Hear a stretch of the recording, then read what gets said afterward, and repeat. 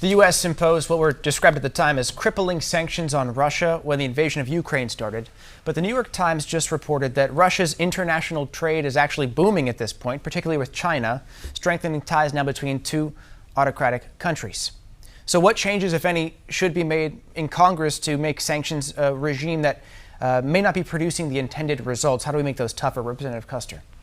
Well, that was an important revelation in that report, and I want to make sure that we tackle that we take that on.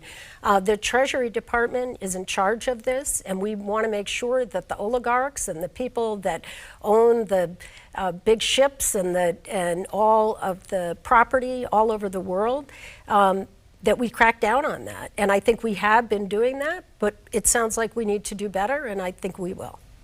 Mr. Burns? So I think we'd go after China, but the thing is I want to go after China anyway. I got into this race talking about pharmaceutical manufacturing, how we're moving all our critical pharma manufacturing to India. Ultimately, 90% of our API is now being produced in China. We're seeing supply chain issues. I have people emailing me today that they can't get their cancer medications. We're talking about a shortage of amoxicillin. We're seeing Indian pharmaceutical companies send straight up poison over to Africa because they don't care about the people that are there if they can make a buck. And I don't want those types of people selling here. But specifically in China, we need more sanctions against China, but we need them for slave labor. We need them for dumping bad drugs on us. We need them for the human rights violations, the pollution that they're doing.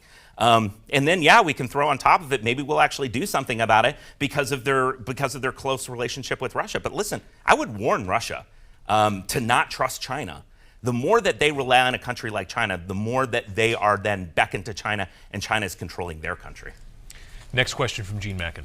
So we talked about sanctions. Now let's talk about aid. The U.S. has spent more than $18 billion helping Ukraine, while America is dealing with inflation and skyrocketing costs for basic necessities here at home. How much more should the U.S. spend on helping Ukraine, and how do you explain spending money there while Granite Staters are struggling? Mr. Burns. Yeah, well, I don't agree with most of the aid that we've been sending there. Listen, I'm not heartless, as much as you may have heard the commercials about what a terrible human being I am. Constantly, you've probably heard about 30 of them tonight. I believe in food and medical aid, but that's it. We're sending weapons over there that we don't know where it's going. We're sending cash that we don't know where it's going. This is the time for Europe to step up. We've got issues over here. We've got issues with inflation. We have issues with narco-terrorism, MS-13.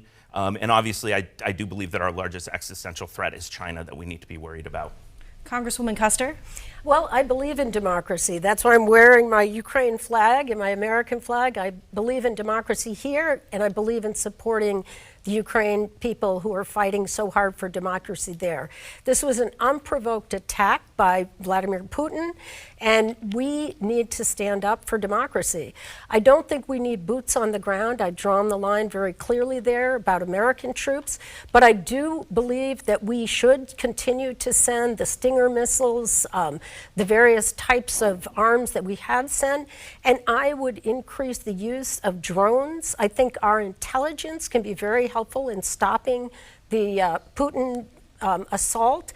And if we don't stand up for democracy in Ukraine, then we'll be invoking the NATO treaty, and it'll be marching all the way across Europe. And I think I study a lot about World War II. My father was a pilot in World War II. And I think we need to stand up for democracy again. That's what this moment is all about.